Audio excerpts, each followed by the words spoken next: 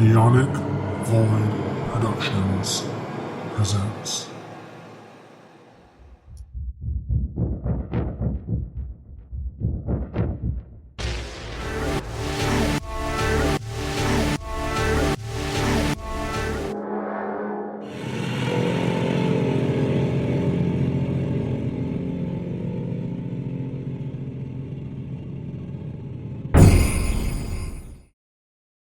Like, oh my god, hi.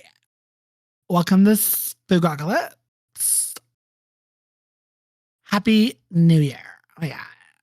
Yeah. Yeah. Oh yeah, let me take that shit off. But hi, welcome to Spookocalypse, where we do all things spooky with a little bit of kooky. I am one of your hosts, Zio, and I am joined today by the posse, Bunyip and Housekeeper. Yeah. Yeah. Happy New Year, y'all. What's good? What's poppin'? Yeah. Yeah. Housekeeper, take it away. Ugh, that's fine. If you like this podcast, make sure you follow and rate us on whatever site you listen to this shit. Share with your friends. New episodes get uploaded every Saturday, or should be every Saturday. It is every Saturday. It should be. It is. Stop for your fire. I mean, unless like we take a break or something. Links are down in the description for other podcasts that are part of the Neonic family. Follow us on Twitter. I've already said the spiel. If you are new here, I'm never gonna fucking call it that stupid ass name. Our handle is at Spookocalypse. That's at SPOOKOCALYPSE. We also have a YouTube. Hi, if you're from YouTube. Hi, hello, welcome. Make sure you drop a like, share the video, subscribe, tickle that bell just a little bit, just so that you can get those notifications. If you drop a comment, why don't you drop down what your favorite episode was of what we are talking about today, or whatever you want us to review in the upcoming episodes. We're gonna be doing some spooky shit, and mints are gonna be on the pillow. And today's flavor of mint is lemonade. Lemonade. I thought it was gonna be like painkiller. I mean, it's needed. Opioids. That family needs it. That family needs a lot. That family needs a psychiatrist. They need therapy. I'm sure they're all already on the stuff, but it hasn't helped. I Well, mean, one of them is definitely is, and then the other one definitely started. So So you made me wonder, what the fuck are they fucking talking about? And I'm like, well, okay. Once upon a time, there was a podcast that does ooky spooky stuff. And the host of said spooky podcast did an episode on Mike Flanagan's Midnight Mass. Well, we are back here again to start the new year off right with the Mike Flanagan series. Which one you may ask? Not Midnight Club, because that one, no. It's that bad. Midnight Club. I'm sorry, I'm not watching that because he wanted a season 2, and there's never going to be a season 2. So what's the point? It's because Netflix is. I'm not saying nothing. We're all thinking it. Strong opinions. So we are talking about Mike Flanagan's last work with Netflix, because now he is a free man from Netflix. We are talking about The Fall of the House of Usher. His masterpiece, in my opinion. Such a great series. It's so good. Mm-hmm. Look, my boyfriend, who is very, very picky on things that I put on, enjoyed this series. So that should say a lot. It's so good. It's just God. Creative yeah. By the end of it, I was just like, oh, yes. Oh, so good. Oh. Just Carla. Give her an Oscar. Give that woman an Oscar playing Verna. Just mother. AKA she was the mom in Spy Kids. I know. I saw that and I was like, Mom? Yeah. She's in Mother? Mike Flanagan stuff a lot. Sadly, she's not in Midnight Mass, unfortunately. No, she's not. Yeah, it makes me Honestly, real sad. no, honestly, because I would not want to see her end up with Dead. like what happens to everybody in Midnight Yeah, Mass. that's true. Like, she deserves better. Unless she's the vampire. Unless she's the vampire, I Unless don't want she's it. the angel. Unless she's the angel. Yeah. Unless 'Cause she's the angel, I don't that's want the it. only that's the only role that she deserves in that. She has to be the angel. Oh, God. So this series, The Fall of the House of Usher, was released back in October 12th, 2023 on Netflix. Created by Mike Flanagan. And it's based around the Fall of the House of Usher and other works by Edgar Allan Poe. You may be asking yourself, oh my God, are they going to do an episode strictly on Edgar Allan Poe? Yes. Yes, we are. I'm saying that right now. After we get through with these two parts of the Fall of the House of Usher, baby, we're going to take you on a journey through the literary masterpieces that were made by Edgar Allan Poe that inspired this whole thing. Because we gotta go back to the source material. I have a big book here that says the complete collection of Edgar Allan Poe. I gotta dust this shit off. I gotta rant You're gonna about be Edgar. able to read it in 2 weeks. For most of those stories, yeah. I've read most of them already anyway, so I'm just refreshing my memory. That's fair. So have I. And y'all can read along too, because there is a website out there that has all his works on it for you to read for free, like H.P. Lovecraft's work. Like we did that a year or two ago. Oh, But nonetheless, I don't think I was here for that. we're going to be doing a deep dive on his work that inspired these stories and why. If you have very unanswered questions about how the series plays out and the vibes and some of the themes and stuff that happens to these characters, because let me tell you, is heavily inspired by his work. Each episode, except for the first one, each episode is named after a poem Edgar Allan Poe did. The first episode is named after a line in the poem The Raven. A Midnight Jury is a line. It's like one of the, I think like the. It's like the first line. It's the first line of The Raven. Like once upon a night so dreary or something like that. Like that's like the opening line of the poem. Yeah.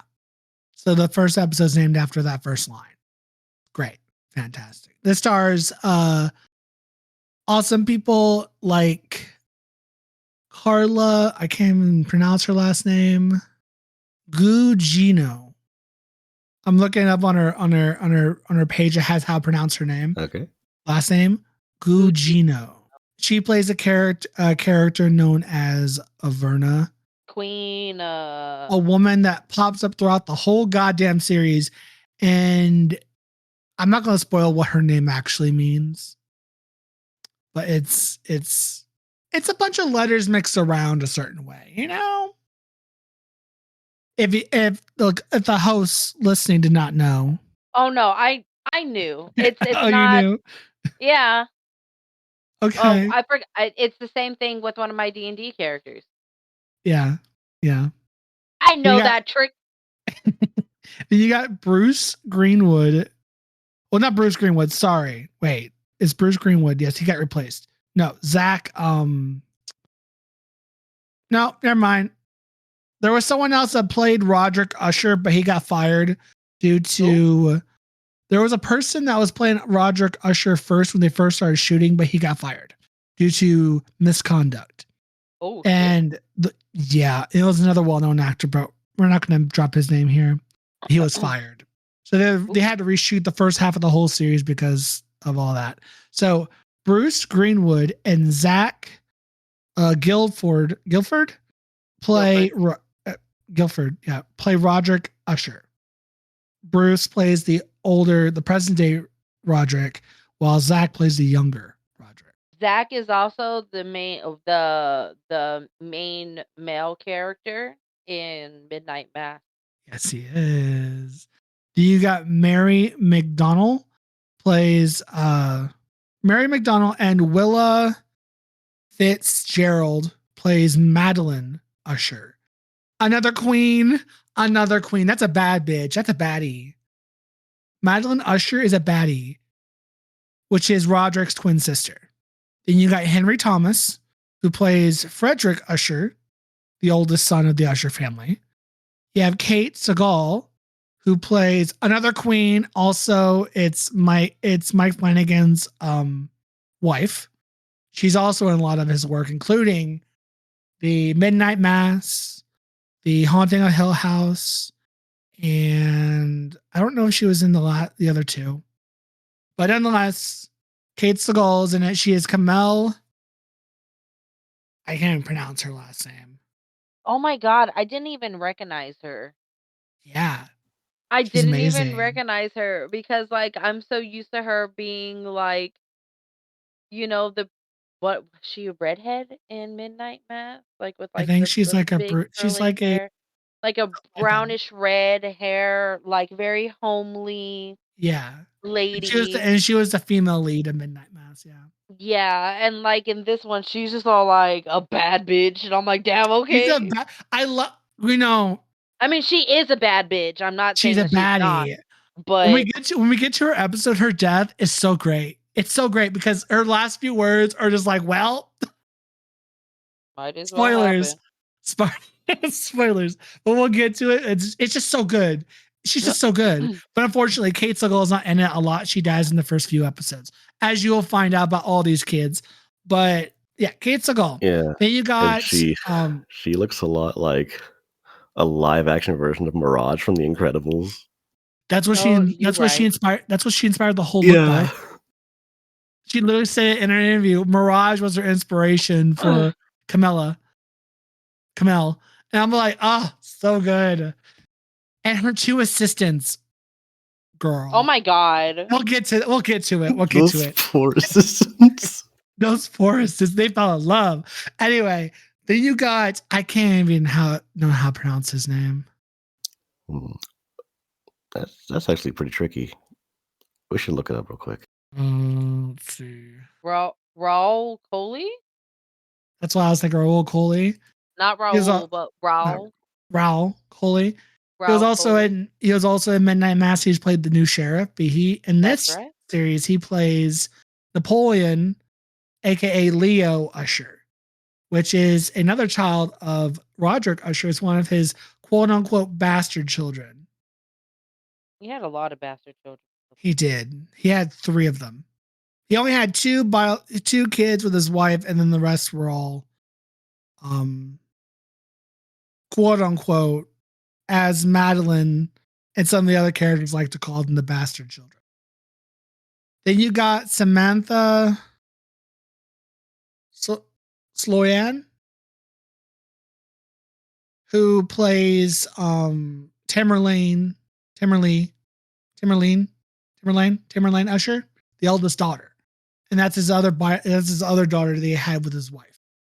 Now, Samantha also was in Midnight Mass. She was the God, what was she? She was not the minister. I think she was the lady that nobody liked. She was the religious freak. Yeah, that's what I meant. Like, Yeah. love the actor, just like I hate the character who's way too Oh strict. my god, dude. I didn't up recognize that her. freaking priest's ass. I didn't recognize her at first. I'm like, damn girl, work. Yeah, no, I didn't notice until like we were watching because we watched The Fall of House of Usher and then we watched Midnight Mass. Yeah. And like he's very good with faces. He goes, "Oh yeah, that was the daughter. Oh yeah, that was the son. Oh shoot, yeah, that was the other daughter." And I'm all like, "Damn." Yeah. He's like, "Yeah, I never forget a face." And I was just like, "Okay, cool." The hairs look different, so it throws me off. But she's her name comes from the poem, basically her name's dead. And that's a poem written by Edgar Allan Poe as well. So her whole name is a reference. And she also, there's a bunch of stories. We'll get into the stories on how it connects to all these characters because each character is based around a certain story and their death is also around the same thing. So nonetheless, then you got Tina Miller, who plays Vic Laforgade. I don't even know how to pronounce her last name for Vic. She's another quote unquote illegitimate child. And I think that's probably where I'm going to stop. You got Ruth Codd playing Juno Usher, which is Roderick's second wife. Then you got. There's a lot of characters. Mark Hamill plays Arthur Gordon Pym, which is the family's lawyer and the fixer, quote unquote. There's a lot of characters in here, but those are basically the main ones. Everyone else will come across as when we get to La them. Forcade? La Forcade? Yeah, that sounds about right. That's what a video on YouTube says.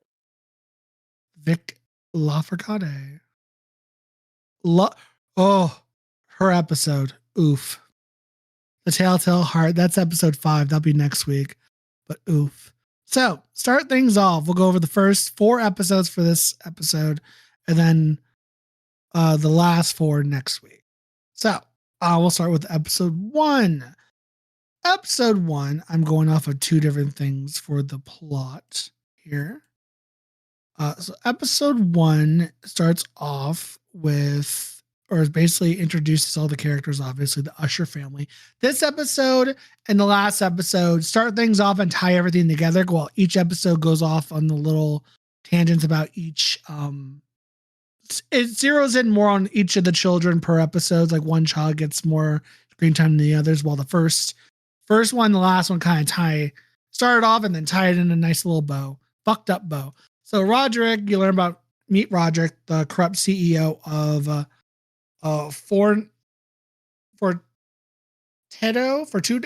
Tudo Pharmaceuticals, and he Demon Fortunato?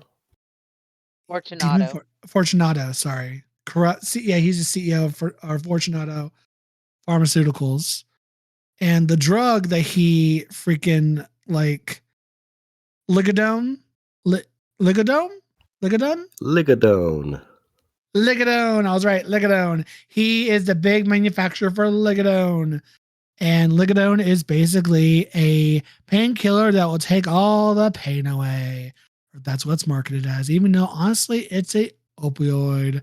It's a Hardcore. painkiller. It's a painkiller that takes all the pain away without without you oh gosh, what is it? The Addictiveness. yeah, without you being addicted to it. Quote unquote. That's a goddamn lie, as you soon will find out. But My dude, every painkiller is addictive. The fuck? hell yeah, it is. Poor Juno. So at this point, he meets up with. Oh yeah, so you meet up with him, and you come to find out they lost all his kids, all 6 of his children. His heir Frederick, his inner oh god, Tamerlane. You got she has a company called Goldbug where she does like these exercise videos. It's a lifestyle company, basically try to encourage health and exercise With her husband. With her husband. Then you got the surgeon Vic, who's trying to make this new pacemaker type device that's better than a pacemaker, but she's been experimenting with that forever. Then you got the video game developer, quote which is unquote Leo, developer. quote unquote. Yeah, you got the PR head Kamel and the socialite Perry, which Perry also is the youngest of the family. And he's barely 20, 18, something like that. He's barely of age. He's a pubescent child compared to everyone else, because everyone else is like in their like 30s, late 20s, early 30s. Well, yeah, because they talked about how he was introduced into the family at the age of 17. Yeah. While everybody else was kind of introduced into the family, other than like the ones that were born into the family, right? Like the legitimate children. Yeah, because Roderick has an open door policy. If he has any kids out there, he will let them in with open arms, but it's not as easy to get money from him, but he'll let you into the family if you are of his bloodline. descent. Yeah. So he has a weird open door policy that his biological children fucking hate. I mean, to be fair, like think about like what we know. Mm-hmm. It makes sense. It makes sense. Why? It makes sense. So he knows where everyone's at, doing whatever, but he has sights on every single person in the bloodline. It makes sense looking back. Hindsight is 2020. So but he has an open door policy. But in the case of all this, he's lost all 6 of these children in the span of 2 weeks. And he attends the funeral of his 3 oldest, which is the last ones to die. And accompanied by his spoiler alert. But he's also accompanied by his sister, Madeline, and his second wife, Juno, with his granddaughter. Frederick's teenage daughter, Lenore. Yeah, Lenore. Lenore with their lawyer / fixer, Arthur. As the monologue is going on, he's seeing the funerals. He looks behind him. We never even talked about that. Fucking Mark Hamill, bro. Oh, I did mention Mark Hamill as I didn't even hear Arthur. like yeah, the iconic fucking Mark Hamill. Right? He's so good in this role. Oh, dude, he's so good in every role. And you're right. I mean, yes, of course, but like in this one, I'm gonna nerd out and fangirl over fucking Mark Hamill. Anyway, honestly, I'd be terrified of someone like Arthur. He's like a team of like 8 lawyers in one. Dude, he's a real one. Can I have that guy as a lawyer? I mean, not that I do anything like that, but you know. I mean, if he did anything, he'd make everything disappear. I mean, I need a better lawyer anyway. Oh, damn. So during this funeral, and he's with everybody, he looks behind him as the monologue is going, and he sees a ghostly figure of a woman at the top of a balcony wearing a raven mask. And he looks terrified. His granddaughter looks at him, turns around, looks up, and sees nobody there. He says she's here. Oh, yeah. He says she's here. But he's muttering, "It's time," and he invites his. Then we jump to him sitting in a chair as he invites his AKA nemesis, Augustine Dupin, who is a lawyer that is on a case representing the United States government as he has been trying to sue the shit out of the Usher family and the pharmaceutical company they run, or Roderick runs, for all the death and carnage basically those pills have caused. Let me tell you, the body count on those pills is fucking high.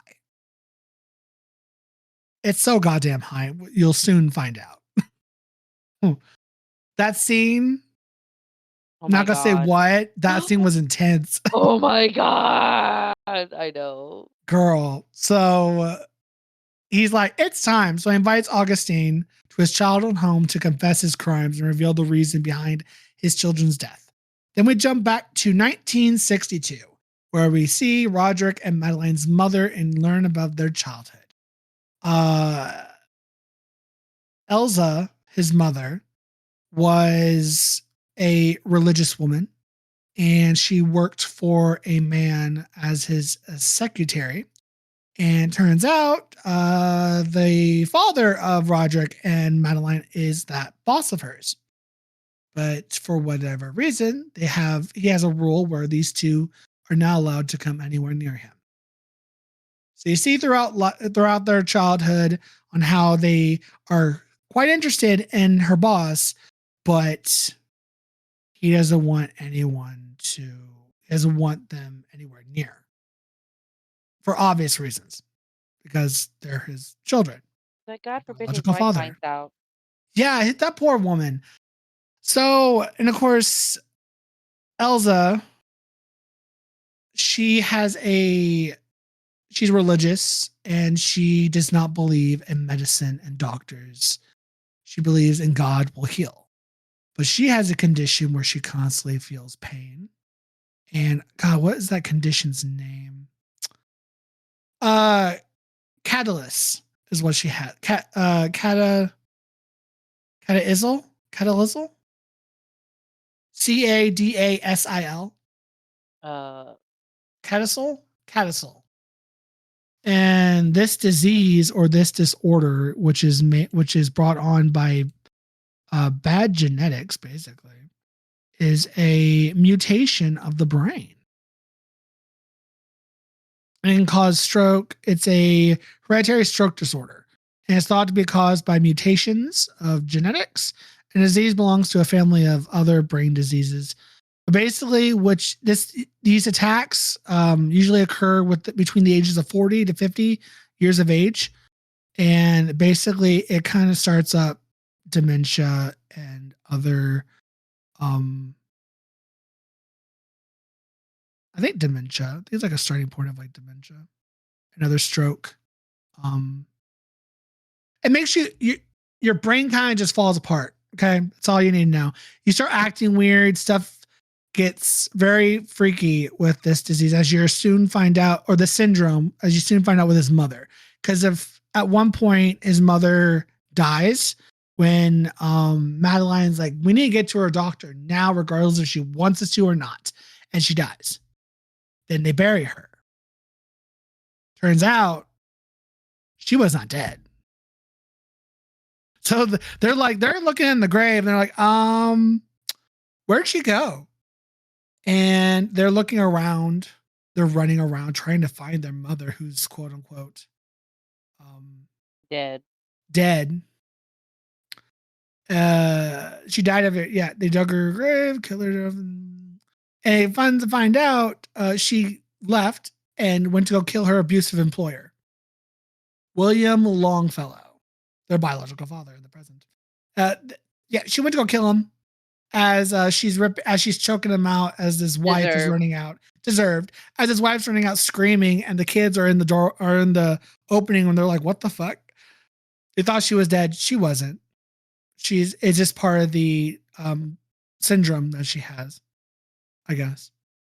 And then from there we jump back to the present, where the trial begins, and that begins to hold the Usher family responsible for the deaths of thousands of people who were taking this drug, ligodone, and causing the opioid epidemic. As this case is going on, Augustine is doing his opening spiel for the case, and he indicates that he has an informant, and it's one of the Ushers, or indicate it's in the Usher family somewhere. He plants that seed, and let me tell you, So smart. he didn't realize it was going to cause all this, but all this is kind of his fault. I mean, is it really? Is it really though? I mean, kind of. No, Maybe think about it. Think about it. Okay. They still all would have died, sure. But like, he kind of kickstarted the process a lot sooner than it probably would have. I mean, it would have happened differently though, but okay, still. well, hold on. We're going to talk about it next week anyway. Yeah. She said that they would die around the same time that he was going to die. That's true. She said that. So it didn't kickstart anything. They died exactly when they were supposed to. It was just a lot worse than it was probably planned out. Yeah, it's a lot worse than it should have been. So it's partial his fault, but the main blame is not on him necessarily. He just caused their deaths to be a lot more brutal than they really needed to be, or what was planned by a certain character to be, because it really just showed how terrible they all were. So from there, after informing that there's an informant within the family, Roderick recounts a fateful encounter with a mysterious woman named Verna. Back in the 70s, 79 on New Year's Eve, where her and her sister have this weird encounter with a bartender at a random bar that tells them that they're going to have basically a great life. Like, talking them up, that sweet talking them, that they're going to have this whole venture. And she's very mysterious and very weird. And you've got a feeling that that Madeline and Roderick did something earlier that day, but you're not quite sure yet. What? So you will soon discover the history with Verna and Roderick and Madeline. And that's pretty much the end of episode 1. So we end in 1979 during New Year's Eve with the twins and Verna. Then we go into episode 2, which is known as the Masquerade of the Red Death, which is also a name of a poem by Edgar Allan Poe. So we jump to 1979 again. Tiplin investigates grave,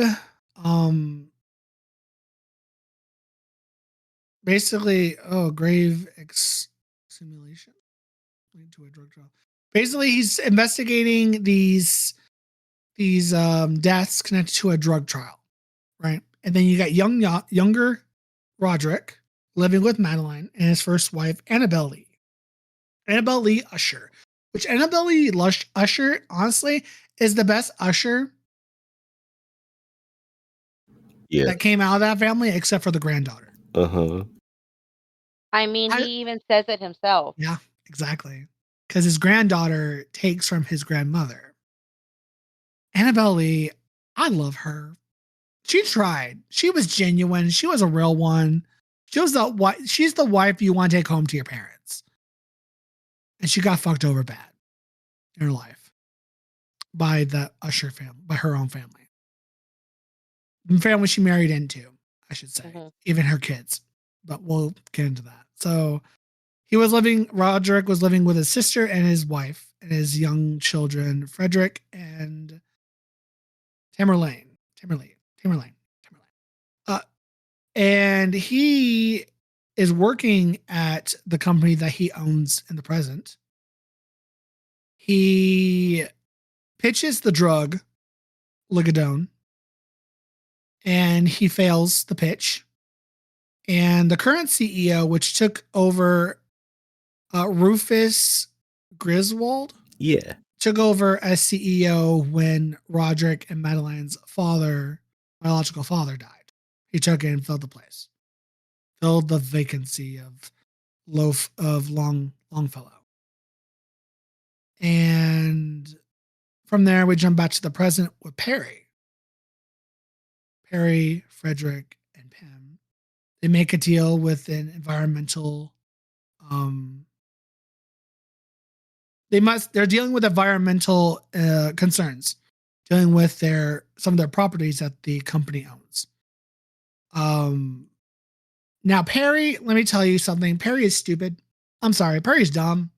He's spewing off he's flapping his lips when he should have been saying fucking anything. Oh, the kid? Yeah. Yeah, it's Perry. Yeah. That fucking kid. Yeah, they're in the room with a bunch of people talking about environmental concerns of one of their properties. And he's like, a lot of their properties. Yeah, and he's like, "Wow, that's ours. That must be ours." And everyone's like, "What the fuck are you doing?" They're like, "Shut the fuck up, you idiot!" Yeah, the 6 attorneys are like, so you're saying it's your property?" And it's like, and then Mark Hamill's like, "No, we're not saying that," because he knows to choose his words carefully. And it's like, "Can we have a little sidebar for a minute?" And then Frederick's like, "What the fuck are you doing, Perry?" And he tears into him, and I'm like, "Wow!" Yeah. And then he walks away, and then he like puts his arm behind it, just give him the middle finger. And I'm like, if you had just walked away, you would have looked so cool, but you had to add the middle finger, just make it all lame. Yeah, pretty much.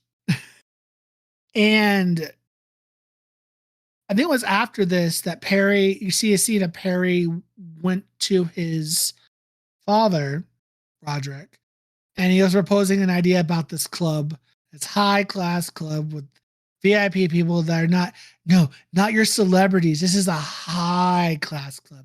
It's only the top of the on the list got paid like a fucking $100,000, No, $100 million or some he's shit. selling exclusive.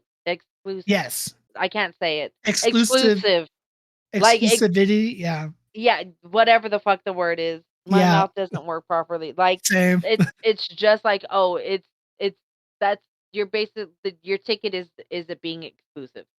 And so because it's exclusive, it's going to be more pricey. That's Yeah. basically what his pitch was. And Roger's like, yeah, fuck no. What the fuck is That's this bullshit? fucking stupid. It's fucking stupid. And I mean, you're not wrong. It's kind of fucking dumb. But like, there's an idea. I was listening to it. And I'm like, okay, you know what? There's an idea there, but you're not selling it. No, he wasn't selling it. He wasn't selling it very well. Of course, he's young because Roderick has an open door policy, of course, with all his kids. But also, he also will have it where if they have an idea, he will invest alone with them, invest in their first idea for a company.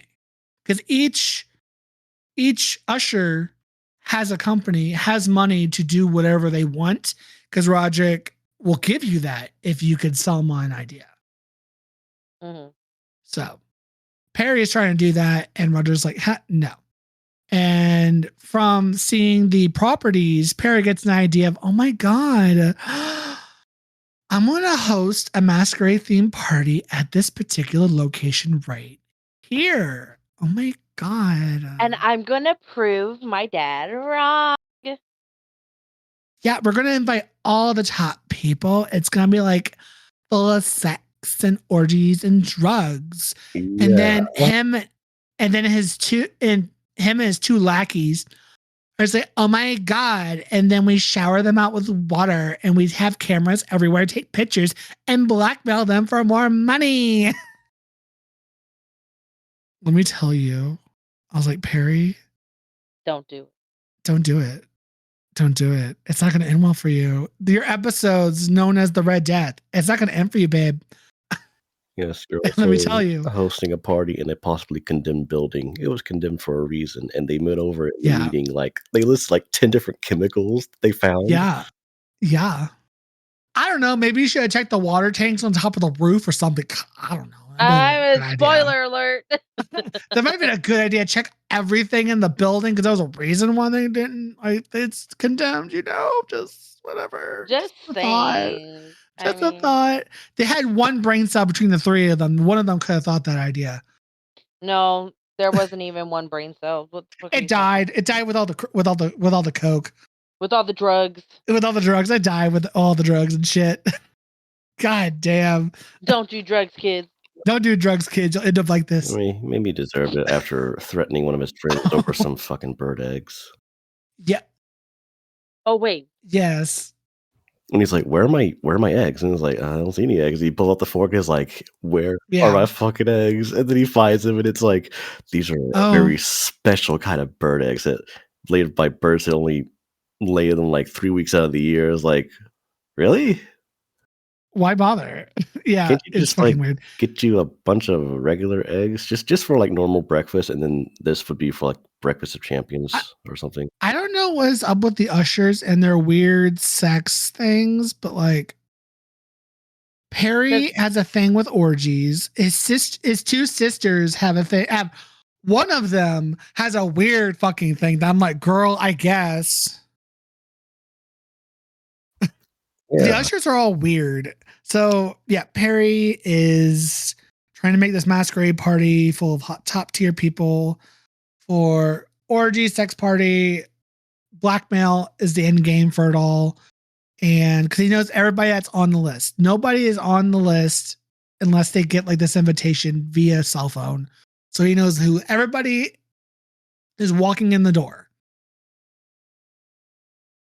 He goes to Frederick to drop off some paperwork, and Frederick's wife is there.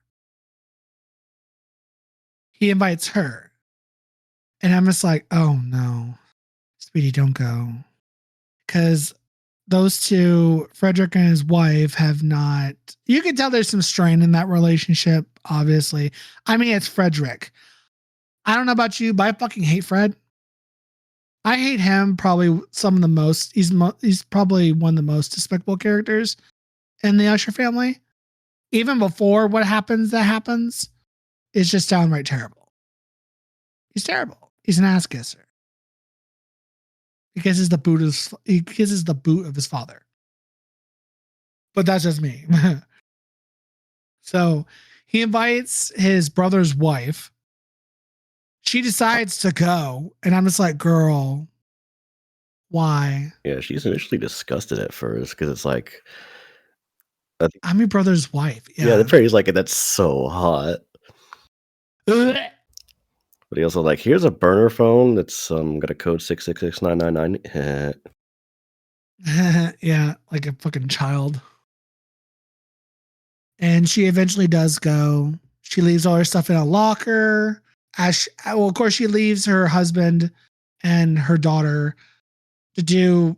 They're building ships together for the night, and she's like, "I'm gonna go out for a while." And she gives some excuse with some friends or whatnot.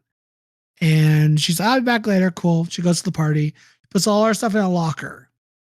Everything goes in a locker, and then she gets she has a masquerade mask like everyone else, and she walks in and everyone's like having sex, drinking, drugs, you name it, it's happening. Drinking drugs. Drinking drugs. I'm sure somebody's drinking drugs. You can. It's Drinking called cough syrup. Ew. Drinking with doing drugs, all that fun, all that not that fun shit, but like all that shit. And Perry is sitting high on the totem of bullshittery. He's living it up. He's seeing him as two friends, right companions, lackeys, whatever you want to call them. They're all watching everybody, and they're like, "Oh, we're just living. Oh, this is great. Oh, we're gonna make so much money." And he starts pointing out the audience. Oh, that's the child of a congressman. Oh, that's this. Oh, that's that. So he knows everybody in the house. And then he comes across this one woman wearing a red robe and a skull mask. He's like, who the fuck is that? Well, he also points out his brother's wife. Well, yes, he does go to his brother's wife throughout the night. No. He points her out. And he's just like, oh, like, I'm going to keep this over my brother's head for fucking ever. Like, I'm going to, yeah, like, despicable child. Yeah, she shouldn't have gone in the first place. True. But she's looking for thrills because I guess she's getting enough thrills at home. But granted, it's Frederick, and Frederick sucks. So I mean, I don't blame her. Trying to live a little. So, and to be perfectly honest, she doesn't really do anything with anybody. She's just there. You could tell like halfway through the party, she's like, "Oh yeah, I probably shouldn't have come here." But yet again, here she is. So he sees her, someone holds over my brother's head, and then she sees the woman in red. And he's like, who the fuck is that? I know everyone on this goddamn list, but I don't know who the fuck she is. So he goes down and hunts her down, and they go to her room. She's laying there, and it is AKA it's Verna, or who you think is Verna. It looks like Verna. And there's this whole interaction between them two and how just she's flirting with Perry in a weird way, but being very poetic about it. Because again, she's serving cunt and pussy. She's working the room. I was like, damn, girl. He's flirting with death. Yeah. He's flirting with death, literally. And then he gets up, then she vanishes out of nowhere, and he's like, what the fuck? And that's when they decide, not too long after that, turn on the water. And as that happens, the woman in reds you come to find out she went to every staff member that's not part of the party or the ushers, and she even went to his Perry's brother's Frederick's sister-in-law. Wife. Yeah, sister-in-law. Went to her and be like, "Get out of here. Yeah, you need to leave. You need to leave." Did she listen? No. No. She should. I was so mad. I was like, "Bitch, I was what so are you doing? mad. You could have walked out the door." She gave you an out. You would have been covered. You would have been fine. But she didn't. And then one of Perry's lackeys turned on the water. And Perry's raising up his arms, ready to live in the moment. And it turns out, oh shit, that's not just water. That's Acid. acid. Basically acidic ass shit. And it starts burning everybody to a bloody pulp. And it's gross. Literally. It's literally gross. I was like, oh, this is so good. How'd they do it? People are screaming, their skin's melting, they're basically stuck to the floor. It's beautifully done. It's beautifully gross, is what it is. I was like, oh, this is so disgusting. I cannot look away. The flesh is melting off their bodies, and the skin is melting into each other and shit. And it's like almost like a web of just flesh, and it's gross. And I love it. And then Verna goes up to Perry's dead body, takes the last bit of air right out of his body, basically, and says some poetic line again as she puts the skull mask on Perry's face. And she just leaves. And I'm like, damn, girl, get it. At that point, I was like, you know, Verna, you can Queen, get it. Yes, rain hell. I don't know what this family did, but rain hell upon them, baby. Well, I mean, I know what they did, but you know. Now you do. Now I do. now you know what they did. Yeah, exactly. So then the next morning happens. They find out about the deaths. You get Arthur, lawyer, Arthur Pym, comes there, basically tells the police, give me 5 minutes. The police is like, what the fuck do you mean 5 minutes? How do you have clearance for this? Because he fucking does. It's the Usher family. Duh. Because he's with a rich family, and rich families get away with everything. And that's on period. Then from there, he walks in, sees Perry's dead.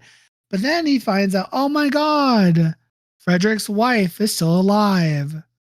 And the episode ends pretty much with like, after there's someone that's alive. Wait, am I getting ahead of myself? No, I don't think so. Is that all in episode 2 that they find out she's still alive? Yeah, I believe so. Okay. Because then Verna of course gives Perry the kiss of death. That's how he dies. It's great. Then of course she's alive at the end. And Arthur warns out, oh my God, we got a survivor. Honestly, I feel bad. I feel so bad for that woman. Death would have been easier than what she went through. Yeah. Oh my God. Oh, that pisses me off. It pisses me off. Yeah, and that's the end of episode 2. Then we get into episode 3, known as The Murder in the Rue Morgue. Which, fun, yes? Uh-huh. Would you like to tell us about episode 3? Of course I would. Hey, God. He's like, I was not prepared. I might get some of the events out of order, but basically there is a speech near the beginning. He's like, well, when life gives you lemons, it's like you make lemonade. And Roderick's just like talking to Augie, just like, oh, no. No, first you market lemonade. I don't remember the entire speech, but it's amazing. Just basically, it's like making lemons scarce, making it seem like they are hugely in demand, but you're just controlling the supply, and then making lemons the most desirable thing, like finding yellow diamonds and calling them lemon drops. Finding a genetic sequence to make the lemons look a little bit like tits, and then making the tit lemon seed spread out into the wild, and then farmers just like accidentally get a hold of these lemon seeds. You find it on their land and you sue them for money. And after you've sold your lempire, as he calls it, only then do you make lemonade. And then Augie just looks at it with like such bewilderment. I'm like, I mean, you gotta give it to Frederick though. He has a way with words. Very poetic. Yeah, but it's you got to really watch that scene to really absorb it. But to appreciate it. Yes, but we learn that yes, the Lady Morel, I think her name is, she survives, but also Prospero or Perry, his body was full of Monty, which is like a street version of Licodone. Yeah. And because of this, it makes people think like, oh, the Ushers, you don't look so good. Because it seems like Perry host this party. And like, no. Perry didn't host this party. It was someone else's party. They basically tried to do a cover up. Someone else's party. Yeah. Perry was just in the wrong place at the wrong time. Yeah, okay, sure. Because you got to protect your public image. Yeah. Of course. And just give me a sec. So we're at I think it's the doctor's office where Ruiz and Vic are experimenting on chimpanzees to make this special pacemaker. It is not going too well, and Vic is under intense pressure to start human trials because, Impress Papa. yes, pretty much.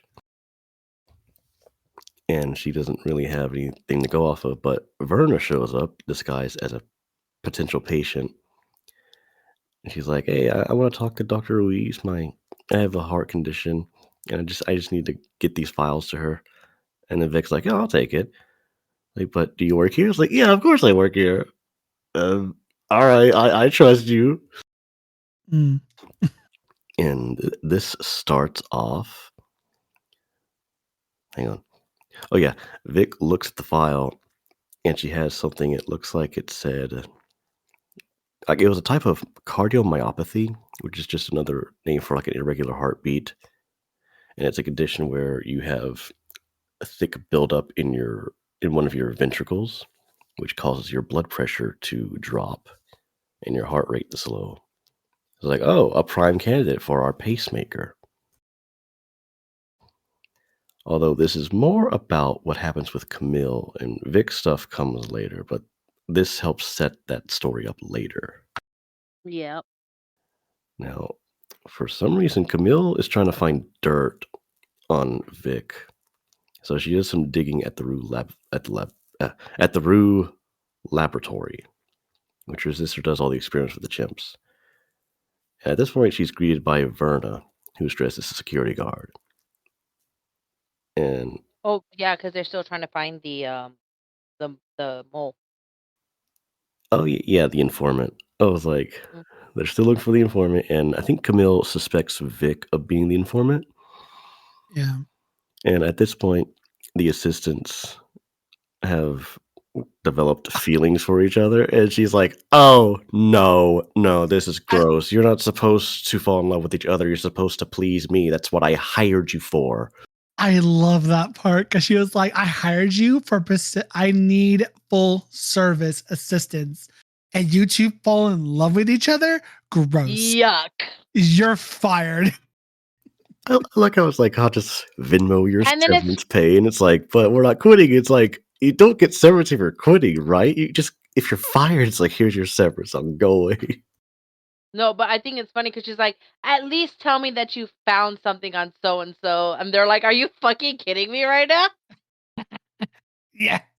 I mean, to be fair, I probably would have reacted the same. Like, are you fucking? Is this a joke? Let me tell you something. We're going to backtrack a little bit because I want to go over this one scene Okay. in the very beginning. But the cinematography in this show, again, chef's kiss. It's where she first see Camille in this episode, and she's talking to her assistants, and her assistants, she has the center view in the show, in the frame. And behind her, you see the blurred version of her bed, and their two assistants walk up to the bed and they start undressing. And I'm just like, what is going They're on? both wearing the here? same outfit. By They the way. are. They are. And I'm like, oh, this is so great. And I'm like, what the fuck is happening? And they both get on the bed, but they lay like in such a way where they're parallel to each other from opposite directions. And she turns around and I'm just like, oh, the Yes. cinematography is so good. I was like, oh, this is amazing. This is amazing. This is good. This is some hot piping tea that I needed right now. She's sleeping with her assistants in a three-way because she's bisexual. Great. Love a bisexual queen. Again, the sex with the ushers are all fucking weird. She's not the weirdest, in my opinion, but my God. Oh A no, full service definitely assistant. not. She's definitely not the weirdest. Tune in next week. Oh my God. Well, no, because like you see like that interaction throughout like the show, and like we were like, what the fuck is going on with this chick, man? Like, we're anyway, like, what the hell? Anyway, fast forward Fast forward to where we are. Cinematography. I just like the layout of that scene and how it framed everything and the two assistants and shit. It was great. It was great. Continue. Sorry. We also had to talk a little bit about what the other ushers are up to, such as Leo has his drug bender. His Oh poor yeah, he goes up to partner. his brother and like asks for like cocaine. Yeah, Frederick's like, I'm looking for cocaine. I think that might actually dip into episode 4 a little bit. But I just remember this is where Leo's story also begins to start because he wakes up and he touches his face and he knows he has blood. And you're like, what the hell? And then he drinks some orange juice and then he puts it back and he knows that he has a bloody handprint on the OJ. So then he's going back to where he woke up and he finds that there's a knife stuck in his cat. Yeah. Like that poor thing got disemboweled. Yeah. He killed the cat probably in his drunken spew Not or even doing drunk, God knows what. like High. drug Sorry. bender. Drug been. Yeah. Nah, I don't know why I said drunken, but is high when he was high as shit. Yeah. And he's like, oh man, my boyfriend's gonna be furious about this. But yeah. Was that before? That was, I mean, I'm sorry. The cat, sure, but the fact that you had a woman there earlier. Yeah, that too. The poor boyfriend. Faking being gay. He's probably bisexual. What if he's faking being gay and he's only gay because the PR sister said, or the maybe said? Because like that's what I'm thinking.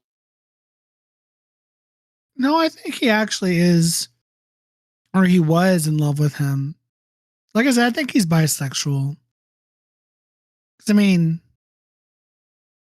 anyway, go on. We're now back to Camille. Yeah, like if with the security guard that doesn't work there. If I go in too much, it'll be just talking about episode 4.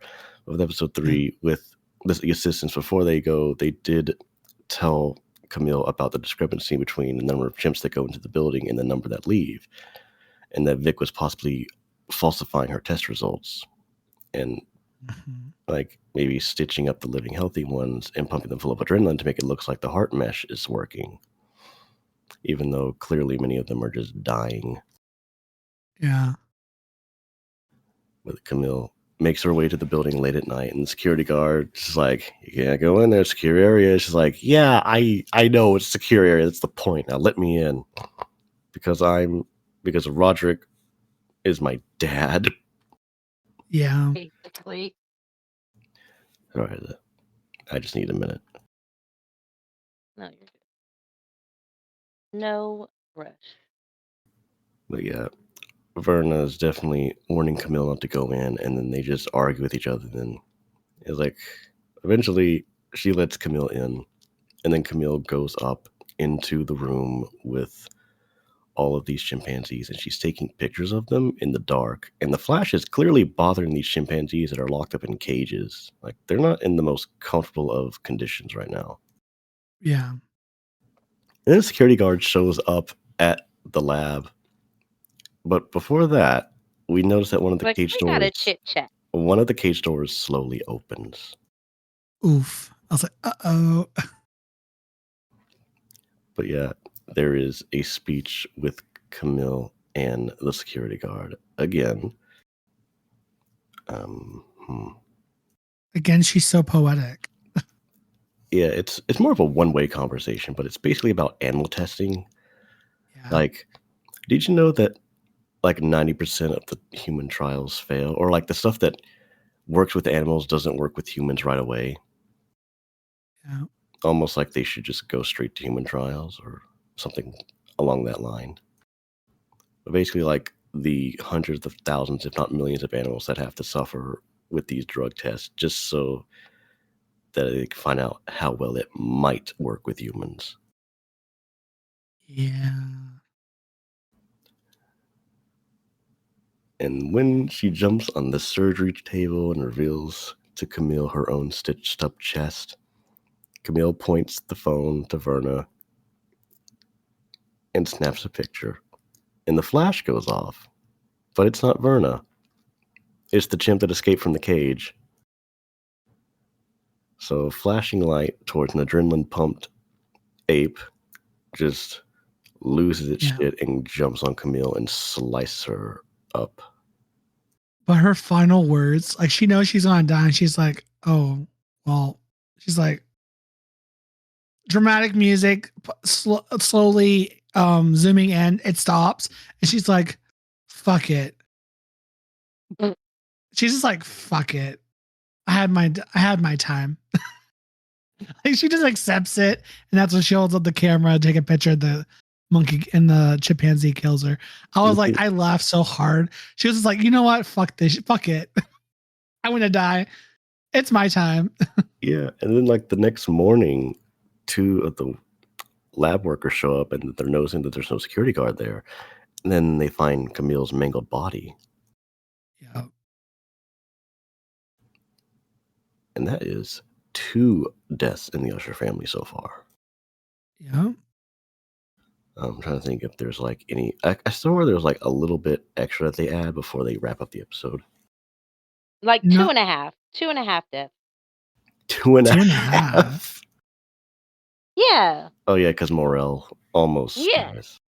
Yeah. Oh 2.5. yeah, You yeah, fucking yeah. threw She might as well be you dead. threw me off for a moment. That's Like, true, what but do you mean 2.5? I mean, that's true, but she's not an actual usher though. She's just an usher by marriage. That's still an usher. Yes, but that's not the. You will still find out that's not who she's after. No. I'm well aware of that. But Yeah. remember, the best usher, there was 2 best ushers. One of them being his first wife, who got married into the Usher family. She wasn't Yeah. technically an usher, and the granddaughter. So she's still an usher. Oh yeah, the last bit of the episode. It's back in the past, and Roderick is working for Mr. Griswold, and he's furious that he's like, "You stole my idea," and it's like, technically, I didn't. Fortunato Pharmaceuticals bought Landor, the company which invented Ligadone, which means because Fortunato owns Landor, they own Ligadone. And so it's like, oh, well, shoot, what do I do? And it's like, I can give you money and a promotion. Instead of working in the mailroom, you can work on like the 4th floor. And he sees this as kind of annoying, but he takes anyway. Like it's like $500. Like here's a $500 check, which is quite a lot in 1980s money. Yeah. And then Madeline's like, no, this is a great opportunity because you can get closer to him. And when the time is right, you can take him down. And the wife's like, I don't know about that. Yeah, she's having a conscious like, maybe we should get a different job, or I'm not sure if they've been approached by Augie to like find out about the truth behind Not yet. Fortunato's shady dealings. But yeah, that's pretty much the end of episode 3. And now housekeeper with episode 4. Yeah. So, Known at the episode's known as the Black Cat. I really like. I'm going off of one thing, and I love how it opens up with a very iconic line from the episode, which is, "We're at battle stations. I'm the commanding officer. I don't want to hear anything but sir, yes, sir." Um, this is This is the closing to Roderick's speech that he gives his family, in an attempt to keep them in line at both Prospero's and Camille's death. Mhm. And it's also a nod to what Mr. Griswold tells young Roderick whenever he tries to question the forging of his signatures and papers, pertaining to some clinical trials. That happens later on in the show. So through most of the episode, the Black Cat takes place in present time. Um and is the first one since the tell the most relevant story is set. Napoleon, or Leo, was never, like, he wasn't the most important sibling, and Um, he doesn't even get to really be the main character or the protagonist in this episode as well. But this episode is basically him like spiraling, like his paranoia is getting really, Yeah. really bad. Um, um, like he keeps on like his boyfriend keeps on asking about the cat, and he's just all like, "It's fucking somewhere. Like I know it's here." I don't remember if we talked about the fact that like he went and bought a cat that looked very similar No, to the cat that he murdered. no, we hadn't brought that up yet. Mhm. No, I think that was in the third episode. So Possibly. yeah, like yeah, he kills so we know that he kills the cat, and then so in like a panic episode, he goes to like a local shelter where Verna's there, and she's basically playing the role as the receptionist, saying like, "Oh yeah, all these animals basically have 2 weeks in the house until like because it's a kill shelter." And she's basically working for a kill shelter. And she's just all like, "Yeah, I'm like this guy little over here, like he has like 2 days left before, like we have to send him in." And like he's like, "No, no, no, it needs to be a full black cat. It needs to like it needs to be fully black." And he sees a full black cat. And he's like, "That one, I want that one." She goes, "Oh, I'm sorry, but that one's not like that one's already taken a credit for. Like there's a wait list." And he goes just all like, "Listen, like I'm your fucking payday. I'll have it to where you have like sweets for each of these freaking animals if you let me take this cat home." This cat's like a spitting image of Pluto. Yes, the cat is a spitting image of Pluto. So he takes a picture of her holding the cat and then takes the cat home. Um, while he takes the cat home, he's like, "Oh, like I found the cat. Cat was sitting outside. They took the Gucci collar though, fucking assholes." And then as like he's like calling around, the cat scratches him and he drops the cat and the cat runs away. And he realizes that his boyfriend's not home. So so like for several like days, like he's being tortured by this cat. Like he's having conversation, he's spiraling downward. His brother comes to visit him, asks him to like give him like cocaine, and he's like, "Yeah, here you go." Like they're in like his giant fucking room of a walk-in closet. Gives him stuff, and as he's putting the stuff away, the cat jumps out and like attacks him again. And he's like, "Fucking grab that cat!" And like his brother's like, "Huh? What? What?" He's like, "God, fuck," because I think he got scratched again. He got I think scratched on his face in this his time. eye. His Oh yeah, eye. it His cut eye is his slit. eyeball. Like I was like, "Ugh." Ugh, it's so gross. Oh god. And like he's like rinsing out. He's like, "Yeah, I think you should like rinse that out." Not like me, me, me and the and my boyfriend were like, I think Ugh. he needs to go to the hospital." I think he do. The cat fucked him up. Yeah. What other things does this cat do? Lots of things. Oh my gosh. So this cat also like kills like animals and brings them and leaves them out like bloodied. Like Yep, bloodied, as gifts. puts one underneath his pillow, puts one in his shoe, I believe, like leaves them everywhere. Nah, kill the cat. That cat's for the streets. Uh That cat is for the streets. that cat is for the streets. That cat is a thug. And it comes to the point where like he's like he calls the shelter. He's like, "You need to fucking take this cat. You need to fucking take this cat. Take it away. I don't want it. Like get fucking rid of it. Like there's something wrong with it." And Verna shows up again. She's just like, "Okay." She goes in and like he's telling her everything, and like he shows her like the bathtub full of dead animals. And she goes, "Ah, this is weird that like this is kind of strange behavior because like they'll usually leave them like on the doorstep because it's they're teaching you how to hunt because you can't take care of yourself."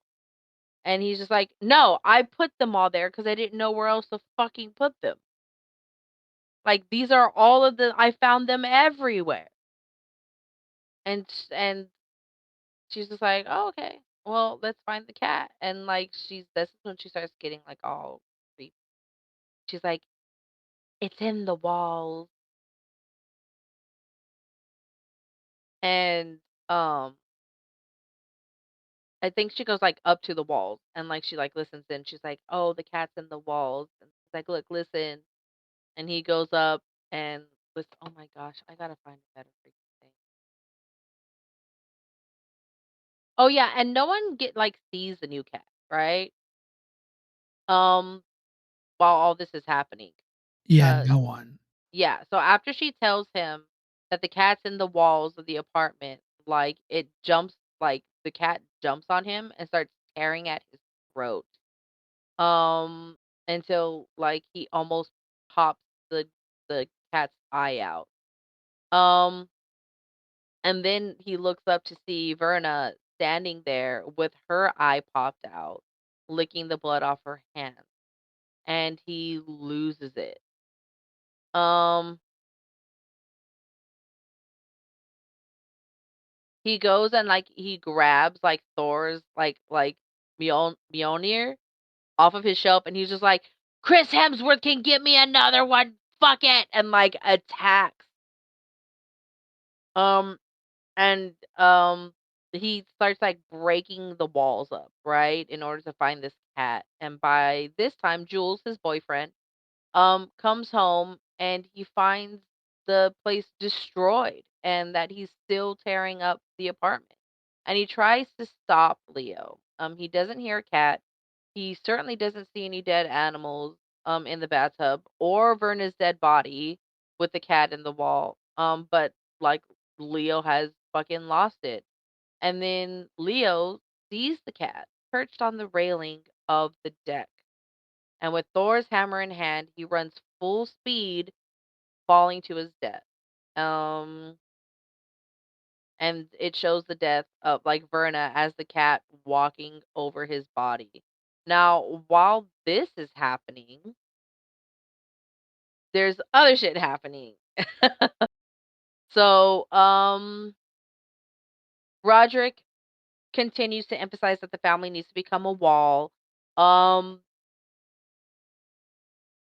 Um, he confronts Victorine about why her half sister, like why she would be snooping around in her lab, wonders if wonders if she is the informant. And instead of like saying yes, um she's lying about the chimpanzees during dying during surgery, she tells him exactly what he wants to hear and that the study is moving on to human trials. And that kind of calms him down for the time being. Um, and then he goes and watches the security footage of the night that Camille died. And it sets him off again. Um, it's really funny watching it because like I think they see the scene where like Verna is sitting as a security guard and he's just like enhance and he goes just like Mark Hamill, his character's like, "I think that's only in TV shows. We can't really enhance it." And he goes like, "Well, yes, you can. Enhance it." He goes, "We can make it bigger." And he goes, "Will that enhance it? Make it bigger. Enhance it." So they make it bigger. It's still blurry. And he goes, "Now enhance it." He goes, "We still can't do that." Like we can't enhance it. I'm sorry. Um, and it shows Verna's face. Um, they both Roderick, and Madeline kind of like get weirded out seeing her face. Um,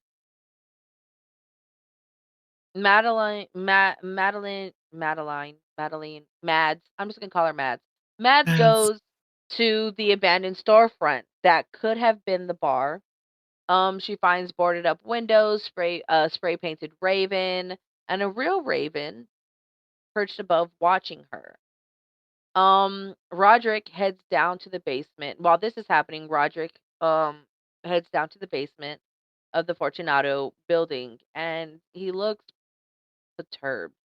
He is sitting there staring at a brick wall and he's hearing bells jingle from behind the brick wall. And then you start seeing him get like really worried. Like his face looks really worried.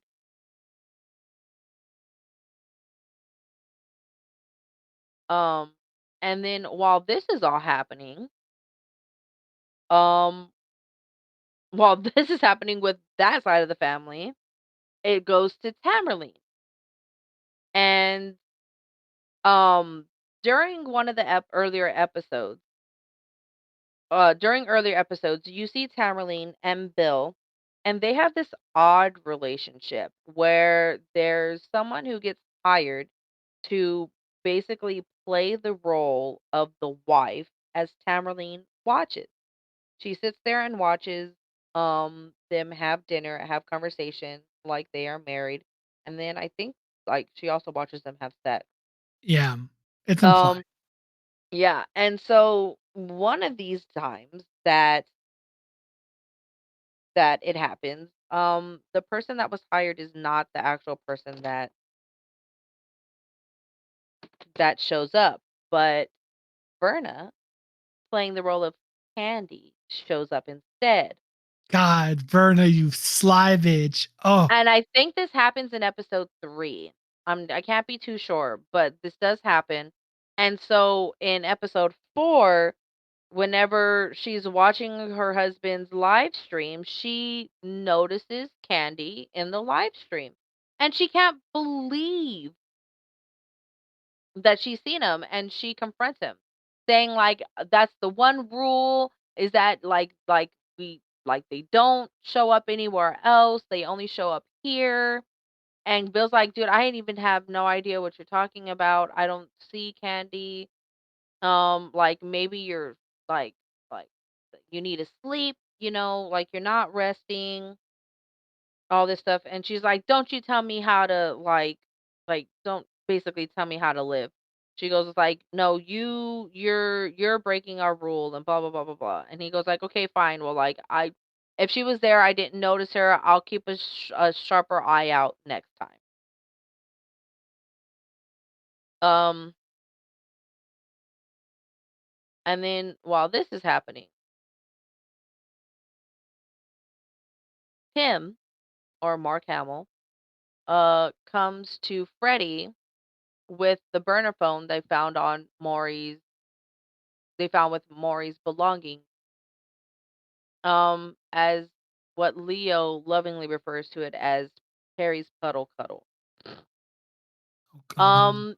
Freddie tries everything in his power. Freddie's also the one who asked Leo for the fucking the cocaine. Freddie does everything in his power to try and deny this ever belonging to his wife.